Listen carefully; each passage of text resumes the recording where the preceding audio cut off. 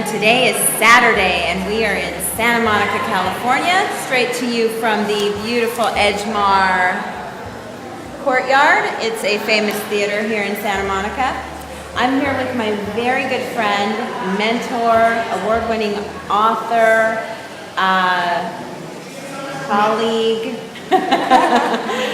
Luann Robinson Hull. She is the author of Happily Ever After Right Now, Stop Searching, Start Celebrating, and she's just a fabulous human being. And so I'm going to interview her, and we're going to cover some of her research. And so, Luann, tell us about your work. Well, Lisa, as you know, I came from a psychiatric background where I saw a lot of people suffering. And what was always curious to me was that we were just trying to get everyone to neutral. But I kept thinking, well, what about happiness? What about joy? And so after a few years in that world, I launched a research project on human consciousness, which resulted in my book, Happily Ever After Right Now. And I've been, my own ongoing research project as well ever since. I have found some interesting information, which I'm excited to share. That's really cool. So what have you found in all your research?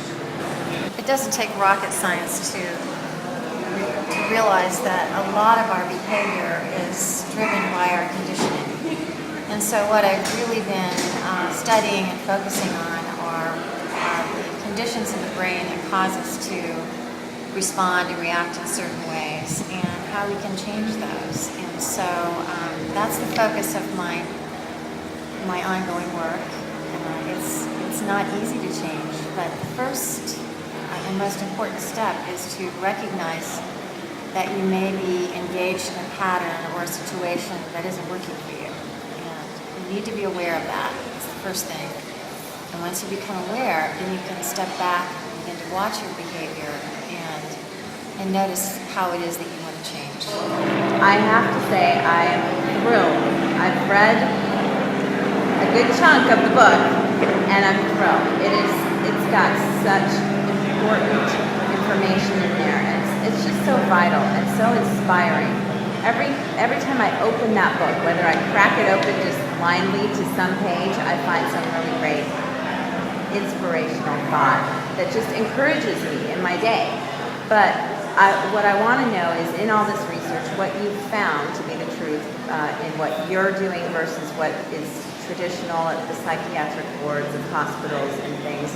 What is the solution? My research has led me to looking at the conditions in the brain that cause us to repeat patterns that don't work for us, but we continue to engage in anyway.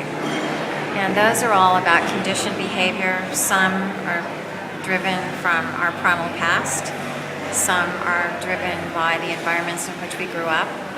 And some are just a mystery. But the first and most important question that we need to answer is, why are we doing what we're doing? And that query can be addressed by really standing back and making observations. That's the first step. Really take a look at what you're doing and then make note of how you want to change. So these are some little tidbits for you all.